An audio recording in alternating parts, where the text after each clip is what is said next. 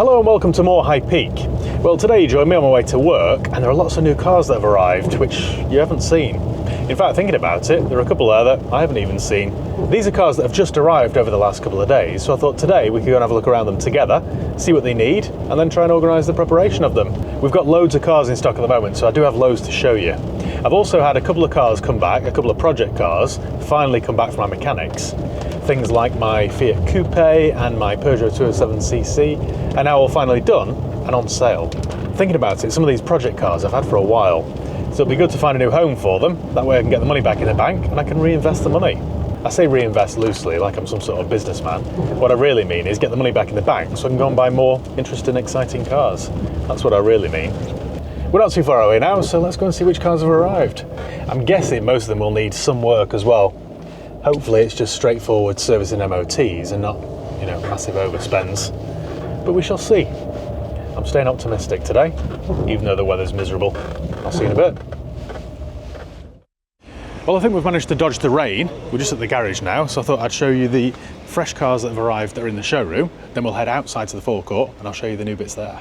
So behind me we've got my 1997 Fiat Coupe. Do you remember that car? I bought that about 10 months ago. And it's been down at my mechanics waiting for, well, I wanted to get a cam belt done, a water pump done. The previous owner had replaced the cam belt, but that was about 10 or 12 years ago. So I thought, well, the rubber will have perished. So I've replaced the cam belt, replaced the water pump. It also needed some welding for its MOT. Then it had a service, a new battery. So mechanically it's all sorted. Then I had the wheels refurbished at Prestige Wheels. I've had the whole thing buffed by Jimmy. And now it looks really good. So it's now in the showroom, waiting for its new owner. In hindsight, it was a bit of a mistake, this car, because it owes me about 4,700 and it's advertised at £4,000, so it's not great business. But I'm pleased to have given an old car a new lease of life.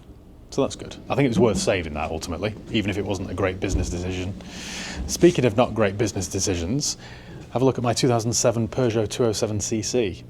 Now, I took this car in part exchange ages ago, probably a year ago. We paid £500 for it, and I was just going to move it on within the trade and not spend any money on it. But it's done very low mileage. It's done like 30, late 30s, I think, or maybe 40,000 miles. So that it's probably worth keeping. It was also a nice colour and a nice spec, and it had really good history. So I've replaced the clutch. It needed a window regulator, that's been done. So now the roof all works. It needed a few other bits for its MOT, so I've massively overspent on this. I've got it advertised for $2,995, which does sound expensive for one of these, but I've spent a fortune on it. And it's a nice example now, so hopefully I can find a buyer for it. This is the 1.6 petrol, the 120 horsepower, and it's the sport model. It's got a nice leather interior, it's only done 38,000 miles. But yeah, I've spent a fortune on it. But I just thought it was worth saving, really. You might disagree. They're not my favourite cars, really, but I just thought the way it had been looked after, somebody somewhere might like that. It's a little cheap, fun convertible. So yeah, that is an overspend, as is that. But they'll sell eventually. I know they will. This one, I actually sold this about 2 weeks ago.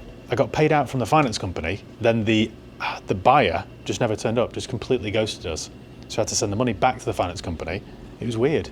He just never answered his phone ever again. So that, even though we serviced it and MOT'd it ready for the new buyer, is still here. It's a late 2019 69 Peugeot 3008 hybrid, and it's a really cool car actually. It's a nice spec, it's done low mileage, it's got full service history, so I'm confident it'll sell again. But that isn't new, you'll have probably seen that on a previous video. But yeah, I thought I'd sold it. I think this car might actually change your opinion of Peugeot, because when you open the door and look inside, it's hard not to like it. It's got a really nice interior as well. It's got these padded leather seats and a pan roof. Peugeots have come a long way. I'm still not sure I'd buy one for myself, but they are quite cool, which is annoying. We've got two more cars in the showroom, but you'll have seen these. One's my Mitsubishi i-MiEV, which again, I thought we'd sold. We had somebody on this about 10 days ago. He came up, he was buying it for his mother, who doesn't do many miles, and it's kind of perfect for that, because the range is only, I don't know, like 50 miles or something. But it would have been perfect as a little, supermarket car. I think I mentioned on the Spain road trip video that it had sold, because I thought it had. It seemed like a nailed-on deal, but it wasn't. With this job, until the money's in your bank, well, even in the case of the Peugeot, the money was in my bank, you just don't know whether you've actually sold something. The last car or vehicle in the showroom is my Peugeot van. I've had that for ages. I think I finally, I don't want to jinx this now, but I think I finally sold it. It was a money back deal, but I'm not too bothered. It's been here for way too long, so I think that could well be sold. I hope so. I'm kind of sick of looking at it, really. As cool and cute as it is, it's had its time. My editor Jono actually suggested that when we hit 70k subscribers on this second channel, that we do a 70-mile road trip in that. But I don't think I relish it. I've driven that maybe 2 miles around here, and it's slow. In fact, painfully slow. I think I was doing 8 or 9 miles an hour in it. So the thought of doing 70 miles in it might take me a fortnight.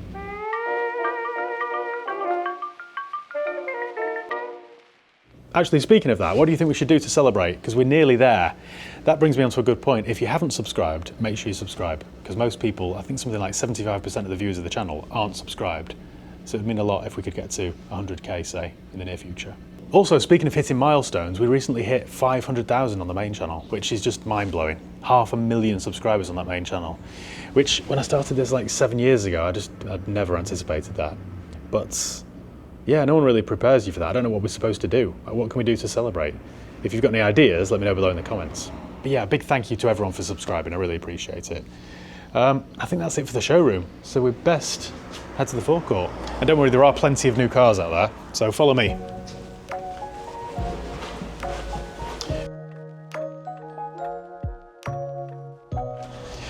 So some of these cars you'll have seen before.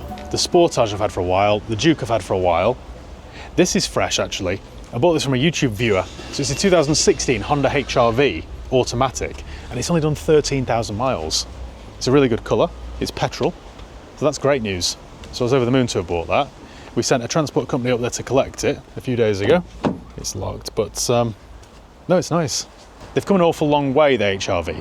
The old HR-V was a real ugly looking, awkward thing, but this new one is quite stylish. This is the kind of thing that I love to buy because it just doesn't need any money spending on it at all. I mean, it wouldn't be great for YouTube content, would it? Because there's nothing to do. I think we've done a service and MOT and that's it. It's on for $13,495, which I know it's a 9-year-old car now, but it's only done 13,000 miles. And inside, it's like new, honestly. So there's that. That's just arrived over the last couple of days. I haven't actually driven this car yet, so we might take it for a spin because I don't think I've ever driven a new HR-V. Right, as promised then, I think we'll take the HR-V for a little test drive. As I said, I've never driven one of these before, so we'll see what it's like. I'm not expecting to be blown away, it's a little Honda crossover, but let's go and have a look, shall we?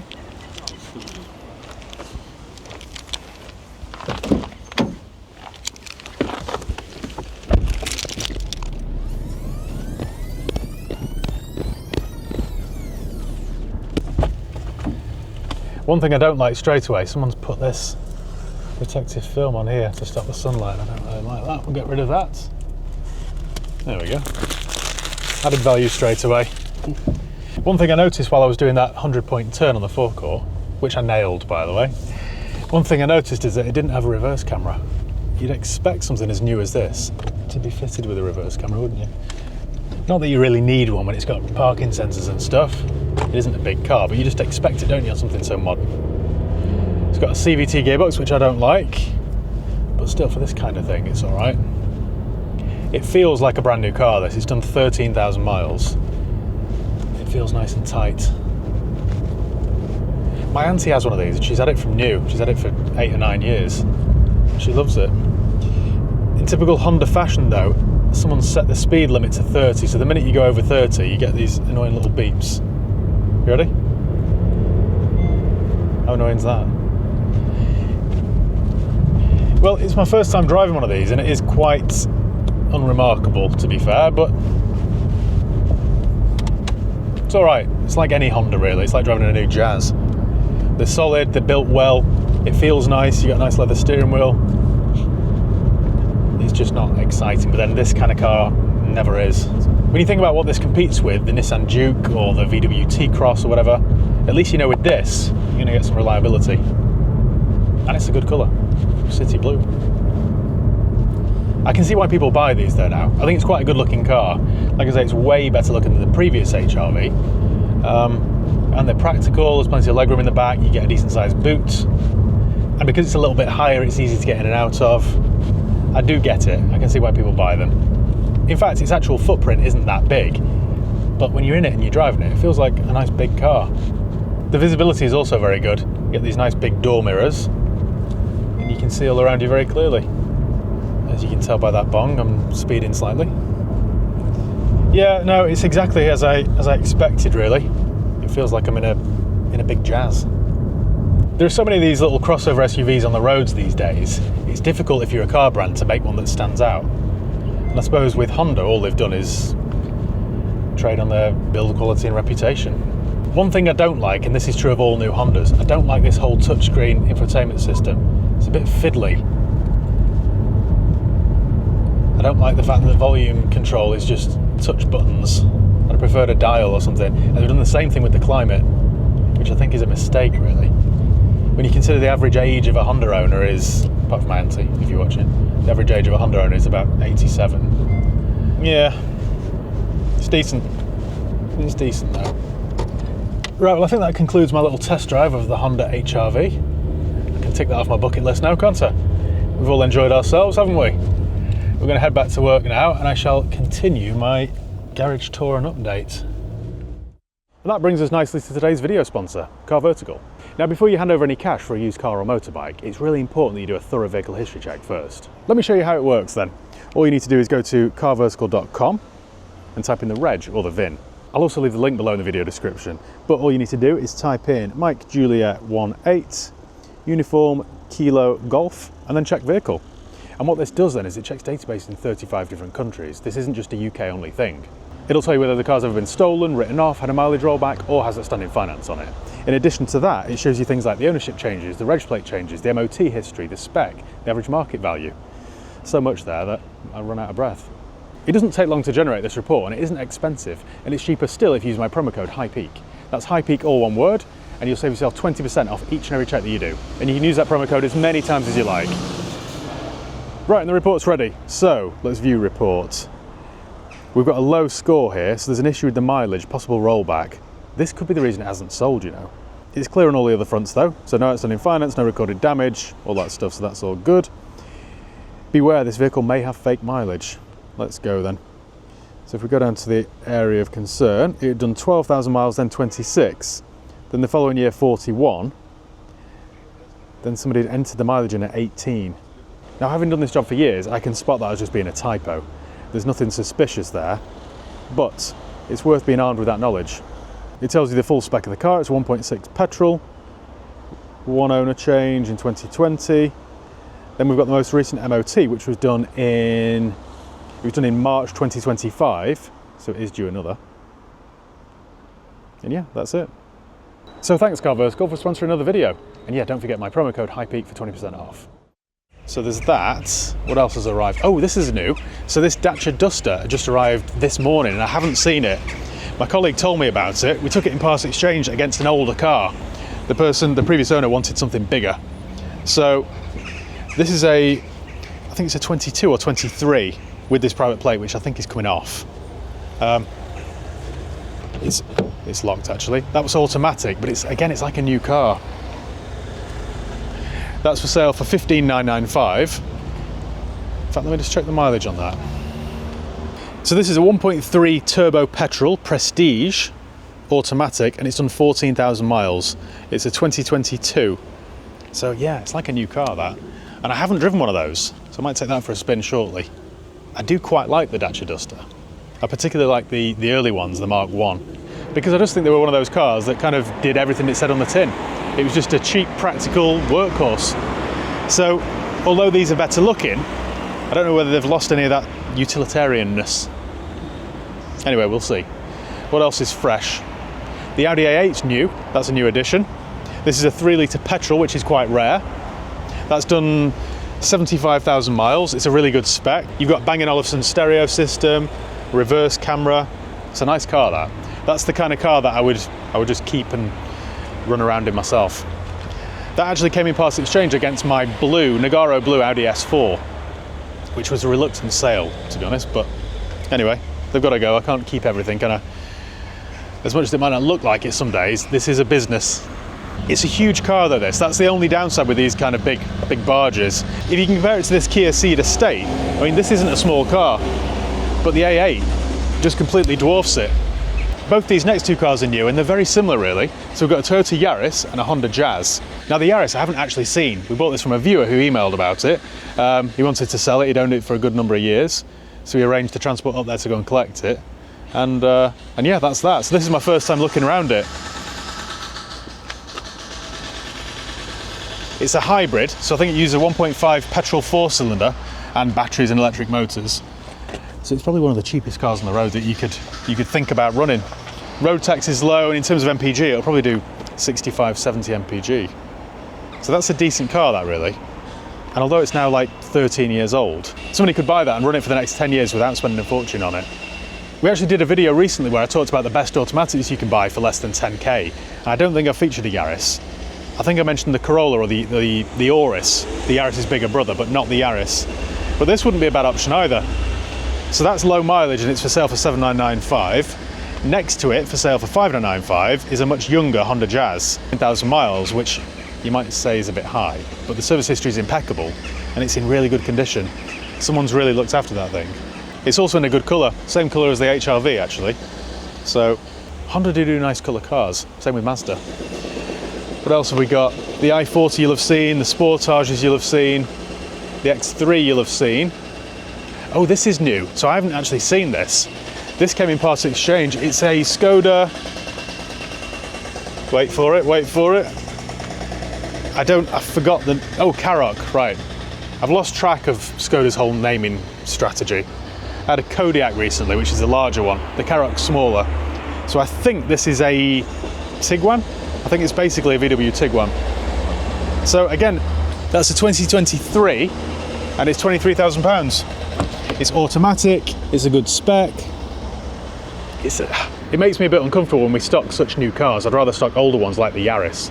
But I don't think variety is a bad thing really. There really is something for everybody here. There's one new car actually that I haven't seen either. That's this RAV4. I'd forgotten all about this. This arrived about 3 days ago. And it is an automatic diesel Toyota RAV4. 2014. These are great cars. It's an invincible spec, which is high, and it is done 54,000 miles. So for somebody like me at a garage like this, that's great stock. So that's good. Lastly then is this Kia Ceed SW. Now I mentioned it briefly before when I mentioned the A8, but I thought that was a previous Ceed that I had. Thinking about it, that sold while I was away a couple of weeks ago. This has just arrived yesterday. So it was a main dealer part exchange. It's got full Kia history, and I think it passed its MOT about 2 weeks ago. So that's quite a good buy. We've done nothing to that at all. It doesn't need anything. And it's for sale for 3,995. And from the looks of it, it's very clean. Now the text description I had of that from my trader friend was that it was in good order. And so far, I think his description was accurate. So that's good news. Tyres look good, bodywork's good. That's a decent car for somebody, that really. I rate those, I think they're pretty decent. As you can see from the forecourt, there are a few empty spaces and we've still got plenty of cars to come back. We've got 8 or 10 cars at the mechanics, a couple at the body shop and a couple at the valeters.